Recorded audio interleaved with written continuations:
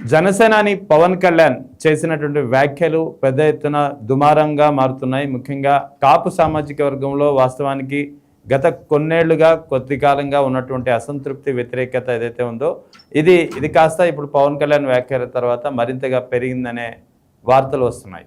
So ఈ నేపథ్యంలో పవన్ కళ్యాణ్ చేసినటువంటి వ్యాఖ్యలపై జనసేనాని వ్యాఖ్యలపై జన సైనికులు కానీ కాపు సామాజిక వర్గంలో కానీ ఎలాంటి అభిప్రాయం వ్యక్తం అవుతుందో తెలుసుకుందాం. మనతో జాయిన్ అవుతున్నారు పోలవరం నుంచి జనసేన నాయకులు మురళి గారు. నమస్తే మురళి గారు. నమస్తే అండి. మురళి గారు, ఎలా చూడాలి పవన్ కళ్యాణ్ చేసినటువంటి వ్యాఖ్యలు? ముఖ్యంగా తాను పార్టీ పెట్టింది అధికారంలోకి రావడానికి కాదు, పవర్ అనేది నాకు అవసరం లేదు అని చెప్పి చేసినటువంటి వ్యాఖ్యలు. అదే సమయంలో కాపు సామాజిక వర్గం నమ్మి వస్తే మీరేం చేశారు, మీరు నన్ను 2 చోట్ల పోటీ చేస్తే 2 చోట్ల ఓడించారు, నా పెద్దలు చాలామంది వదిలి పారిపోయారని చెప్పి చాలా తీవ్రమైనటువంటి వ్యాఖ్యలు చేశారు. ఎలా చూడాలి ఈ వ్యాఖ్యల్ని? పవన్ కళ్యాణ్ గారు సీఎం అవడానికి రాలేదు నేను అని ఇప్పుడు కాదండి చెప్పేది, ఎలక్షన్ లో చెప్పాలి. 2024 ఎలక్షన్ లో ఆయన చెప్పాలి, నేను సీఎం అవను, చంద్రబాబు నాయుడు గారిని సీఎం చేస్తాను అప్పుడు చెప్పాలి. మీ కోరిక సీఎం, నేను సీఎం అవుతాను, ఓట్లేయండి, సీఎం చూపిస్తాను అన్నాడు. నేను ఎవరి పల్లకీలు నేను మొయ్యను అన్నాడు. నేను ఎవరి కంట్రోల్ ఉండను అన్నాడు. పల్లకీలు మోసి బుధాలు అరిగిపోయి అన్నాడు కాపులి. ఈ రోజు ఏం చేస్తున్నాడు, నాకు కాపులు అక్కర్లేదు, నాకు నేను అందరి వాడిని కొందరు వాడిని కాదు అంటున్నాడు. ఎందుకు తీసుకున్నాడు యూటర్న్ తెలుసా మీకు? చెప్పండి. ఈ పవన్ కళ్యాణ్ గారు కాపులకు ఏమీ చేయలేడు, ఈడబ్ల్యూఎస్ ఇప్పించలేడు, కాపు 5% రిజర్వేషన్ ఇప్పించలేడు. చంద్రబాబు నాయుడు గారు 2018లో 5% కాపు రిజర్వేషన్ కోసం అసెంబ్లీ తీర్మానం చేసి సెంట్రల్ గవర్నమెంట్ పంపించారండి. అప్పుడు మోడీ గారిని తిట్టాడు ఆయన. మరి ఈ రోజు మోడీ గారు ఆయన ఇంటికి వచ్చాడు. మోడీ గారు చంద్రబాబు నాయుడు ఇంటికి వచ్చారు కదా, మరి కాపులు 5% రిజర్వేషన్ పాస్ చేయండి సార్. కాపులకి ఏమీ చేయలేక కాపులు ఓట్లు ఎంచుకుని అధికారంలోకి వచ్చి ఈ రోజు చంద్రబాబు నాయుడు కాపుగా వస్తున్న పవన్ కళ్యాణ్ గారు కాపుల ఆత్మగౌరవం గురించి మాట్లాడుతున్నాడు. ఈయన ఆత్మగౌరవం గురించి మాట్లాడేది, కాపుల ఆత్మగౌరవం అని చంద్రబాబు నాయుడుకి ఎప్పుడో తాకటెట్టేసాడు ఈయన. ఏంటంటే ఈయన మాట్లాడేది? వీళ్ళ అన్నయ్య గారు 2009లో పార్టీ పెట్టి పార్టీ మూసేశాడు. 2019లో ఈయన వచ్చేస్తే ఓట్లు వేస్తారా కాపులు? 5 సంవత్సరాల ప్రజల్లో ఉంటే, ప్రజా జీవన స్రవంతిలో ఉంటే 24లో నమ్మి ఓట్లేసాం. అయినా ఈయనకి కులం సంబంధించి ఎందుకు మాట్లాడాలండి? ఆయన చంద్రబాబు నాయుడు గారిని కమ్మ కులం కోసం రాలేదు రాజకీయాల్లో కానీ ఎప్పుడైనా చెప్పాడా? జగన్మోహన్ రెడ్డి గారిని రెడ్డి కులం కోసం రాలేదు రాజకీయాల్లోకి ఎందుకన్నా చెప్పాడా? ఈయన ఎందుకు చెప్తున్నాడు? కులం నా బలం అని చెప్పిన వ్యక్తి ఈయన. కులభావంతో ఓట్లేని అడుక్కున్న పవన్ కళ్యాణ్ ఈ రోజు కాపులు నాకు అవసరం లేదని చెప్తున్నాడు. అవును సార్, కాపు కార్పొరేషన్ నిధులు తేలని చేతగాని దద్దమ్మ. కాపు కార్పొరేషన్ నిధులు తేలని దద్దమ్మలండి వీళ్ళు. కాపు కార్పొరేషన్ నిధులు ఉండవు, కాపు నేస్తానికి నిధులు ఉండవు, కాపు విదేశీ విద్య ఉండదు. ఎందుకు ఉండదో చెప్పనా? కాపు కార్పొరేషన్ కొణిదెల కార్పొరేషన్ గా మార్చుకుని వాళ్ళ అన్నయ్యకి ఎమ్మెల్సీ ఇప్పించుకున్నాడు. కాపు నేస్తం కొణిదెల నేస్తంగా మారిపోయి చంద్రబాబు నాయుడు నేస్తం అయిపోయాడు ఈయన. ఈ రాష్ట్రంలో కాపు కార్పొరేషన్ లేదు, ఓన్లీ కొణిదెల కార్పొరేషన్ ఉంది. తెలుగుదేశం దృష్టిలో కొణిదెల కుటుంబమే కాపు కార్పొరేషన్. ఈ రాష్ట్రంలో కాపు నేస్తం లేదు, ఓన్లీ కొణిదెల నేస్తమే ఉంది. కొణిదెల నేస్తమే చంద్రబాబు నాయుడు గారి దృష్టిలో కాపు నేస్తం. తమిళనాడులో ఎక్కడ వస్తాయి సార్? తమిళనాడులో విజయ్ పార్టీ విజయం సాధించింది కదా, దాంతో పోలుస్తూ కొంతమంది నాకు మెసేజ్లు పెడుతున్నారు. ఇది ఎలా ఉందంటే ఊర్లో పెళ్ళికి అదేదో హడావిడి అని చెప్పి, వాస్తవానికి ఆ సామెత పూర్తిగా చెప్పకనే చెప్పారు, ఊర్లో పెళ్లికి కుక్కలు హడావిడి అంటూ. అంటే ఇక్కడ ఎవరు కుక్కలు, ఎవరిని ఎవరితో పోలుస్తున్నారంటే ఏం చెప్పాలి? ఇంత దారుణమైన వ్యాఖ్యలు ఏ కాపు సామాజిక వర్గం అయితే 2024 ఎన్నికల్లో ఆయన వెంట నిలిచిందో అదే కాపు సామాజిక వర్గానికి చెందినటువంటి ప్రజల్ని కుక్కలతో పోల్చే ప్రయత్నం చేశారా అంటే ఏం చెప్తారు మీరు? కాపు సామాజిక పవన్ కళ్యాణ్ గారు కుక్కలతో పోల్చాడో చెప్పనా సార్? ఇప్పుడు ఏం జరిగిందంటే కాపుల్ని పవన్ కళ్యాణ్ గారు ఎవరితో పోల్చినా మాకు బాధ లేదండి. ఓకే, నిజంగా కూడా మేము ఆయన కుక్కల్లా పనిచేసాం. ఆయన అందుకే మమ్మల్ని కుక్కలా ఉంటాడు, తప్పులేదు. కాపులు 2024 ఎలక్షన్ లో కుక్కల్లా పనిచేశారు సార్. ఓకే, అందుకే ఆయన మమ్మల్ని కుక్కలతో పోల్చుంటాడు, తప్పే ఉంది. కానీ మేము ఒకటండి, విశ్వాసమైన కుక్కలం, పిచ్చి కుక్కలం కాదు. మేము చాలా విశ్వాసమైన కుక్కలం కాబట్టే వాళ్ళ అన్నయ్య పార్టీ మూసేసినా ఈయన తీసుకెళ్లి చంద్రబాబు నాయుడుకి 2 సార్లు అధికారం అప్పచెప్పినా మావోడు అని చెప్పుకుంటున్నాం. కాపులు విశ్వాసమైన కుక్కలు సార్. ఎందుకంటే వాళ్ళ అన్నయ్య పార్టీ పెట్టి కాపు కులాన్ని ఆర్థికంగా 20 సంవత్సరాలు వెనక్కి తీసుకుపోయాడు. ఎగ్జాక్ట్లీ. ఎప్పుడైతే పవన్ కళ్యాణ్ గారు పార్టీ పెట్టారో కాపుల్ని సామాజికంగా 2 సార్లు 2 టర్ములు చంద్రబాబు నాయుడు గారు అధికారం అప్పచెప్పేసి ఈయన ఈరోజు నువ్వు ట్రై చేయవయ్యా, ఎందుకు ట్రై చేయవని ప్రజలు వచ్చేసరికి కుక్కలు అడావిడి చేస్తున్నాయి, కాపుల్లో కొంతమంది కుక్కలు మరుగుతున్నారు అంటున్నాడు ఈయన.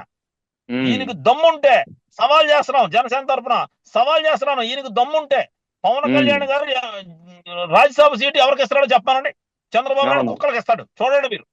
రాజ్యసభ సీటు చంద్రబాబు నాయుడు కోవట్లకి పౌర బ్రోకర్లకి చంద్రబాబు నాయుడు కుక్కలకి ఇస్తాడు తప్ప పార్టీలో పనిచేసే వాడికి పార్టీ నాయకులకి ఇవ్వలేడు, ఆయన చేతిలో లేదు. అసలు ఈ జనసేన పార్టీ ఆయన చేతిలో ఉందా లేదో చెప్పాలి. ఆయన స్థానిక సంస్థల ఎన్నికలు దగ్గర పడుతున్న తరుణంలో ఈయన కొత్త ఫేస్ ని తీసుకొచ్చాడు, బాలినేని శ్రీనివాసరెడ్డి గారిని. అవును, తీసుకొచ్చి ఆయనతో అడావిడి చేస్తున్నాడు, ఎందుకు? ఓట్ల కోసం. ఇప్పుడు కాపులు కుక్కలు అడగదా, హ్యాపీ, వీఆర్ వెరీ హ్యాపీ అండి. ఎందుకంటే మేము కుక్కలోనే ఆయనకు తెలిసింది కాబట్టి మేము విశ్వాసమైన కుక్కలం సార్, మిమ్మల్ని ఎప్పుడూ తిట్టలేదు, మిమ్మల్ని ఏమీ అనలేదు, మీరు సీఎం అవ్వాలని మనస్ఫూర్తిగా కోరుకున్నాం, అదే మేము చేసింది తప్పై ఉండొచ్చు. కాబట్టి మా కులాన్ని తిట్టకుండా పవన్ కళ్యాణ్ గారు చంద్రబాబు నాయుడుతో కలిసి కొణిదెల నేస్తాన్ని కంటిన్యూ చేస్తూ, కొణిదెల కార్పొరేషన్ కంటిన్యూ చేస్తూ, కాపు కార్పొరేషన్ ని కాపు నేస్తాన్ని పక్కనెట్టేసి కొణిదెల నేస్తంగా కాపు నేస్తాన్ని మార్చుకుని కొణిదెల కార్పొరేషన్ గా కాపు కార్పొరేషన్ మార్చుకుని ఆయన రాజకీయం చేయమనండి సార్, ఆల్ ది బెస్ట్. మేమేం అంటలేదు కదా, మాలాంటి వాళ్ళం ఉన్నాం, పర్సనల్ గా మేము డబ్బులు నష్టపోయాం, టైం నష్టపోయాం, పార్టీలో తిరిగాం, చాలు. ఇంకా మేము ఆయన ఇప్పుడు మేమేం అందలుచుకోలేదు, ఆయన విజ్ఞతగా వదిలేస్తున్నాం. అంటే ఇక్కడ ఆయన చేసినటువంటి వ్యాఖ్యలు 2019లో 2 చోట్ల పోటీ చేస్తే 2 చోట్ల ఓడించారు. కాపులు నాయకులు చాలా మంది, పార్టీలో ఉన్నటువంటి చాలా మంది నాయకులు పారిపోయారు. ఏంటి ఈ వ్యాఖ్యలు ఏంటి? నిజంగానే 2 చోట్ల ఓడించడంలో కాపుల పాత్ర ఉందంటారా? లేదు సార్, భీమవరంలో కాపులు 22% ఉన్నారు సార్, ఆయన 29% ఓట్లు వచ్చినాయి సార్, అందరూ వేశారండి. Okay, right. అంటే మిగతా వాళ్ళకి ఆయన మీద నమ్మకం లేదేమో కానీ కాపులు వేశారండి. అవును, ఆయన చెప్తున్న మాటలు దేనికి కూడా రీజన్ ఉండదండి, ఆయన అలాగే చెప్తాడు. ఇప్పుడు భీమవరంలో 22% కాపులు ఉంటే 29% ఓట్లు పడినాయి, మిగతా వాళ్ళ ఓట్లు పడలేదు, కాపుల ఓట్లు పడినాయి కదా. సో మేమేమంటున్నామంటే, కళ్యాణ్ గారు మీ దగ్గరకు వచ్చిన నాయకుల్ని మీరు ఎంత బాగా చూసారో తెలుసు, మీరు చంద్రబాబు నాయుడిని కాపు కాస్తుంటే ఇష్టం లేని కాపులు వెళ్ళిపోయారు బయటికి. అద్దెపల్లి శ్రీధర్ అవ్వచ్చు, తోట చంద్రశేఖర్ గారు అవ్వచ్చు, ఎవరైనా అవ్వచ్చు, జేడీ లక్ష్మీనారాయణ అవ్వచ్చు, వీళ్ళందరూ మీరు చంద్రబాబు నాయుడిని కాపు కాస్తుంటే తట్టుకోలేక వెళ్ళిపోయారు. మేము మీ కాపు కాస్తానికి వస్తే మీరు చంద్రబాబు నాయుడు కాపు కాస్తున్నారు. మీ ఎయిమ్ ఏంటంటే చంద్రబాబు నాయుడు గారి ఫ్యామిలీ ఆ సీట్లో ఉండాలి, మీరు ఎక్కక్కర్లేదు, పోవాలి. అదేంటి మీరు సీఎం అవుతారో లేదో చెప్పండి. కాబట్టి సార్, జన సైనికులందరూ కళ్ళు తెరుచుకుని పిల్లలను చదివించుకుని ఆర్థిక అభివృద్ధి, ఈ జనసేనలో తిరిగి డబ్బులు పోగొట్టుకోవద్దని, రాజకీయాలకు కొంచెం రోజులు దూరంగా ఉండి ఈ ఎలక్షన్ వచ్చినప్పుడు మన నిర్ణయం మనం తీసుకోవాలని మీ ఛానల్ ద్వారా జన సైనికులందరికీ అపీల్ చేస్తున్నాను. ఎవరూ కూడా డబ్బులు పోగొట్టుకోవద్దు, పిల్లలను చదివించుకోండి, ఆర్థికంగా అభివృద్ధి చెందడానికి ట్రై చేయండి. మనం టైం వచ్చినప్పుడు మన నిర్ణయం మనం తీసుకుందాం, మనం రాజకీయాల్లోకి ఫిట్ అవ్వం. ఎందుకంటే మనం నమ్ముకున్న వాళ్ళందరూ మనల్ని మోసం చేస్తున్నారు. మనకైతే తెలుగుదేశం లేదా గతి, మనకు 3వ ఆప్షన్ కావాలనుకోవడం అవివేకం ఈ రాష్ట్రంలో. ఎందుకంటే నాయకుడు లేడు, సరైన నాయకుడు లేడు, అవును, అది తెలుసుకోండి. జనసేన పార్టీ ద్వారా 3వ ప్రత్యామ్నాయం వచ్చిందని మనం పోరాడాము, కానీ ఇప్పుడు ఆయనకి సీఎం అయ్యే అవసరం లేదంటున్నాడు ఆయన. కాబట్టి మనం జన సైనికులందరూ జంక్షన్కి వచ్చి ఆలోచించుకోవాలని కోరుకుంటున్నాం సార్. అయితే ఇక్కడ ఇంకో విషయము, ఆయన విమర్శించట్లేదు. ఓకే. అయితే ఇంకో విషయం, ఇక్కడ ఆయన ఏం చెప్తున్నారంటే, నేను పవర్ కోసం ఇందులోకి రాలేదు, అధికారం కోసం రాలేదు అంటున్నారు, పదవుల కోసం రాలేదు అంటున్నారు, పదవుల కోసం పార్టీ పెట్టలేదు అంటున్నారు. మరి అదే నిజమైతే 2009లో ప్రజారాజ్యం పార్టీ స్థాపించి తర్వాత కొద్ది కాలానికే కాంగ్రెస్ పార్టీలో విలీనం చేసినటువంటి పవన్ కళ్యాణ్ అన్నయ్య చిరంజీవి కేంద్ర మంత్రి పదవి తీసుకున్నారు. తర్వాత ఇప్పుడు పవన్ కళ్యాణ్ 2024లో కూటమితో జతకట్టి డిప్యూటీ సీఎం పదవి తీసుకున్నారు. అంతేకాకుండా తన సోదరుడు నాగబాబుకి ఎమ్మెల్సీ పదవి ఇప్పించుకున్నారు. అంటే మెగా కుటుంబంలో 3 సోదరులు పదవులు అనుభవిస్తున్నారు. మరి కానీ జన సైనికుల విషయం వచ్చేటప్పటికి మాత్రం పదవుల కోసం రాలేదని మాటలు చెప్తున్నారు. ఎలా పరిగణించాలి వ్యాఖ్యల్ని? అదే సార్, జన సైనికులు పదవులు అక్కర్లేదు సార్. అదే చెప్తున్నా, జన సైనికులు అంటే ఎవరు నతికిమట్టు కాపులు అండి, వాళ్ళ పదవులు అక్కర్లేదు. కాపు కార్పొరేషన్ నిధులు అక్కర్లేదు. కాపు కార్పొరేషన్ అంటే కొణిదల కార్పొరేషన్, నాగేంద్ర బాబు పదవి కావాలి. కాపు నేస్తం నిధులు అక్కర్లేదు.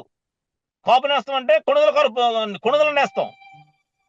అర్థమైందండి? యా కాపు నేస్తం అంటే కొణిదల నేస్తం. కాబట్టి మేమేమంటున్నామంటే, మేము చెప్పేది ఏంటంటే, క్లారిటీగా ఆయన మాటలు అన్నారు కాబట్టి ఎవరు కూడా కంగారు పడి డబ్బులు ఖర్చు పెట్టుకోవద్దు, రిస్క్ చేయొద్దు, టైం వేస్ట్ చేయొద్దు, ఎవరి పనులు వాళ్ళు చేసుకోండి అయ్యా. అభిమానం ఉంటే తర్వాత చూసుకుందాం. కొన్నాళ్ల పాటు రాజకీయాలకు బ్రేక్ ఇచ్చి ఇంటికాడ కూర్చోండి సోదరులారా, తర్వాత చూసుకుందాం ప్లీజ్. మనం ఫిట్ అవ్వం, ఈ సిచ్యువేషన్ బాగోలేదని ఒక సూచన చేస్తున్నాను. అంతేగాని పవన్ కళ్యాణ్ గారిని విమర్శించే అవసరం మాకు లేదు, జనసేన విమర్శించే అవసరం నాకు లేదు. ఎందుకంటే మేము పార్టీ ద్వారా రాజకీయాల్లోకి వచ్చాం, ఉన్నత తగలేసుకున్నాం, ఏదో పడ్డాం. కానీ గొడవలు వద్దు అని చెప్తాం గవర్నమెంట్ కాళ్ళకి. అయితే నిన్న ఆయన చేసినటువంటి వ్యాఖ్యల నేపథ్యంలో, వ్యాఖ్యల తర్వాత ఎవరైనా జన సైనికులు ఇందులో ఉన్నవాళ్ళు దీనికి కౌంటర్గా కానీ, అసంతృప్తిగా కానీ, వ్యతిరేకతతో కానీ మాట్లాడితే ఆ నాయకులకు కానీ, ఆ కార్యకర్తలకు సంబంధించినటువంటి ఆర్థిక పరిస్థితులపై దృష్టి పెట్టాల్సి వస్తుంది అనే ఇన్స్ట్రక్షన్స్ కూడా ఆ సమావేశం తర్వాత జారీ అయినట్టు తెలుస్తోంది. చాలామంది కాపు నాయకులు చెప్పారు నాతోటి. నిజమేనా అది? అలా అటువంటిది పరిస్థితి ఉందా? ఏమో సార్, ఉంటే ఉండొచ్చు కూడా సార్. ఏముంది, ఇప్పుడు ఆయన చెప్పారు కాపుల అవసరం ఆయనకి లేదని ఆయన చెప్పిన తర్వాత మళ్ళీ ఇప్పుడు ఆయన గురించి తిట్టి ఆయన విమర్శించే అవసరం లేదు కదా సార్. ఎవరి పని వాళ్ళు చేసుకుని, ఎవరి పిల్లల వాళ్ళు చదివించుకుని ఆర్థికంగా ముందుకెళ్ళడానికి ట్రై చేయండి సోదరులారా. మన గొడవలు వద్దు, ఏంటి మనకి ఏ వ్యవహారం వద్దని మేము స్మూత్ గా చెప్తున్నాం. ఇప్పుడు మేమేం పవన్ కళ్యాణ్ గారిని విమర్శించట్లేదు. ఆయన రూట్ లో ఆయన వెళ్ళనివ్వండి, let him get success. All the best Pawan Kalyan గారు, వెళ్ళనివ్వండి. మనం ఎందుకు తప్పు మాట్లాడాలి ఆయన్ని? ఇప్పుడు ఆయన కాపులు అవసరం లేదని ఆయన చెప్తున్నప్పుడు మనం వెళ్ళిపోయి ఆయన సీఎం అవ్వు, మనం వెళ్ళిపోయి ఆయన లేనిపోని కూడా దింపడం కన్నా మనం మన పని మనం చేసుకుంటే బెస్ట్ కదండి. ఇప్పుడు మన వ్యూస్ ఆయనకి నచ్చినప్పుడు మనం మనం నచ్చిన వాళ్ళ దగ్గర మనం పోవాలి, అంతే కదా. అంతే కదా. ఎందుకు గొడవ? ఇప్పుడు పవన్ కళ్యాణ్ గారు విమర్శించడం తప్పు, ఆయన ఉద్దేశం ఆయన చెప్పాడు, మేము బాధపడుతున్నాం. కాపు కార్పొరేషన్ నిధులు లేవేంట్రా అని ఇన్ని రోజులు బాధపడ్డాం. దానికి ఇప్పుడు దానికి ఆన్సర్ దొరికింది, కొణిదల కార్పొరేషన్ గా మార్చాడు. కాపు నేస్తానికి నిధులు లేదేంట్రా అనుకున్నాం, కానీ కొణిదల నేస్తానికి పని అవుతుంది. కాబట్టి హ్యాపీ. ఇందులో మనం పవన్ కళ్యాణ్ గారిని ఏమీ విమర్శించడం సరిపోం. నాకు ఒక విషయం చెప్పండి, కాపుల వల్ల మెగా కుటుంబం లబ్ధి పొందిందా, లేదా మెగా కుటుంబం ఎప్పుడైనా కాపులకి ప్రయోజనం చేకూర్చే పని చేసిందా అంటే ఏం చెప్తారు? సార్, కాపులు ఒక్కడికే కదా, పవన్ కళ్యాణ్ గారు చాలా మంది దానాలు చేశాడు, చాలా చోట్ల ఉపయోగపడ్డాడు. ఆయన మనం అటువంటి విషయాల్లో ఆయన కాపులకే చేయాలనేవి లేదు కదా, ఆయన అందరికీ చేశాడు. వదిలేయండి సార్. ఇప్పుడు ఆయన వల్ల కులానికి ఆయన ఏం చేశాడంటే, కులానికి వాళ్ళు ఏమీ చేయలేదు, చేయరు. ఎందుకంటే ఆయన చెప్పాడు కదా, నేను ఒక కులానికి సంబంధించిన వ్యక్తిని కాదు, నేను అన్ని కులాలకు సంబంధించిన వ్యక్తిని ఆయన చెప్తున్నాడు కదా సార్. అటువంటి సందర్భంలో మనం కులానికి ఏదో చేయలేదని అడగడం కూడా తప్పు. వాళ్ళ దగ్గర నుంచి మనం ఎక్స్పెక్ట్ చేయడం తప్పు. నిస్వార్థంగా కాపులందరూ ఆయన సీఎం అవ్వాలనుకున్నారు, ఆయన అవనంటున్నాడు. వదిలేయండి ఇక్కడతో, మందే తప్పేమో.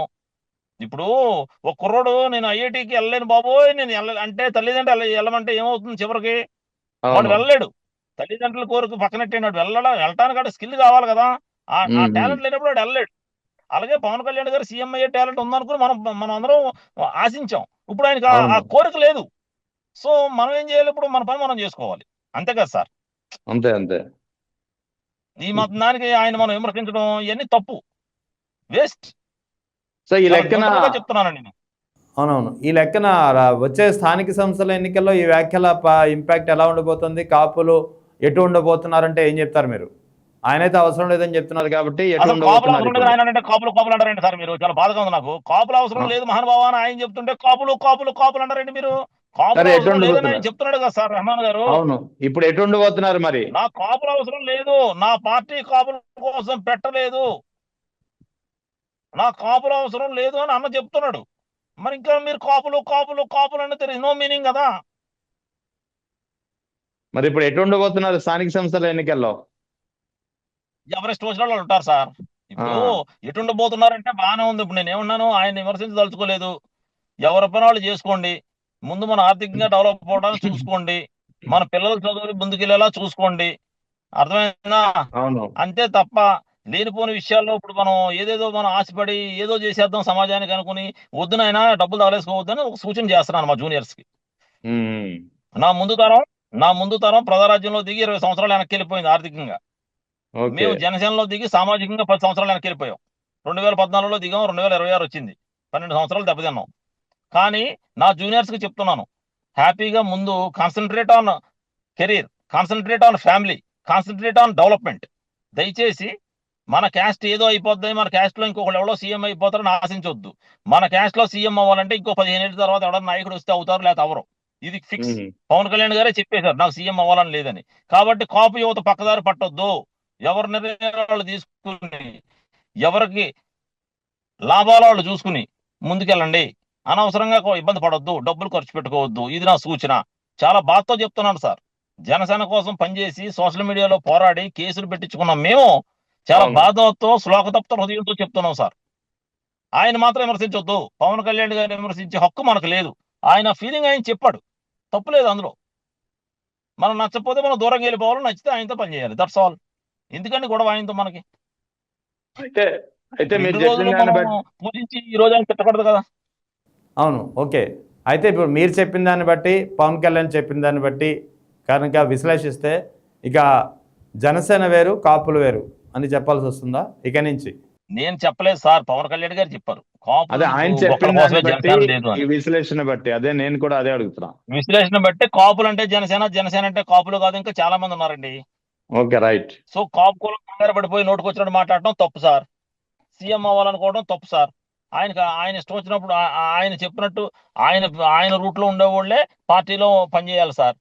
ఉమ్. పార్టీలో వేరే ఆశలతో ఉన్నవాళ్ళు ఎవరైనా సరే వాళ్ళ దారి వాళ్ళు చూసుకుంటే మంచిదని ఆయన చెప్పాడు సార్. అది కూడా కరెక్టే కదా, అందులో తప్పే ఉంది సార్. మరి ఇప్పుడు మీలాంటి వాళ్ళంతా ఇప్పుడు మీ దారి మీరు చూసుకుంటారా, ఏం చేయబోతున్నారు? మేము వై జంక్షన్ లో ఉన్నాం సార్, ఏం చేయమంటారు? మేము అదే వై దారి జంక్షన్ నుంచి చూసుకునే రూట్, పరిస్థితిలో కూడా లేము అదే వై జంక్షన్ లో సార్. ఆగారు, నేను వై జంక్షన్ నుంచి టువర్డ్స్ రైట్ తీసుకుంటారా, లెఫ్ట్ తీసుకుంటారా అని అడుగుతున్నా. అయితే మేము వెళ్తే వైసీపీ వాళ్ళు రానివ్వాలి కదా. ఇప్పుడు మొన్నటిదాకా వైసీపీని తిట్టాం, ఇప్పుడు వాళ్ళు రానివ్వాలి కదా మమ్మల్ని. అంతకుముందు టీడీపీని తిట్టాం, వాళ్ళు రానివ్వాలి కదా. ఇప్పుడు మీరు కూడా అవును. ఆలోచించండి సార్. సో ఎటు వెళ్ళాలో తెలియడం లేదు ఇప్పుడు. రెహమాన్ గారు మీరు మాట్లాడేది ఎలా ఉందంటే, వై జంక్షన్ లో ఉన్నారు కదా, లెఫ్ట్ రైట్ అంటే రైట్ లో వైసీపీ వాళ్ళు ఉన్నారు, లెఫ్ట్ లో టీడీపీ వాళ్ళు ఉన్నారు, రానివ్వాలి కదా. అవును, నేను అదే అంటున్నా. ఇప్పుడు వై జంక్షన్లో ఉన్నారు, వెనక్కి అయితే వెళ్ళలేరు. So either right or left you have to take. So which direction you are preferring అని అడుగుతున్నా. అదే రైట్ లో వైసీపీ రానివ్వదు, లెఫ్ట్ లో టీడీపీ రానివ్వదు. మా పరిస్థితి ఏంటో చెప్పండి.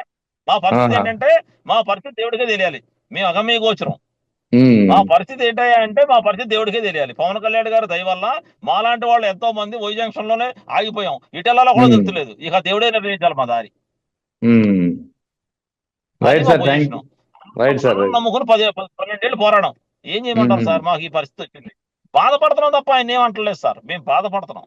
ఏంటి మా నాయకుడు ఏంటి, అసలు ఆయన మొన్న చెప్పిన మాటలేంటి, ఇప్పుడు మాట్లాడుతున్న మాటలేంటి, జరుగుతున్నది ఏంటి, ఈ గొడవ ఏంట్రా బాబు? అనవసరంగా దిగి ఇప్పుడు టైం వేస్ట్ చేసుకున్నాం, ఆర్థికంగా దెబ్బతిన్నాం, ఏంట్రా బాబు అని బాధపడుతున్నాం సార్.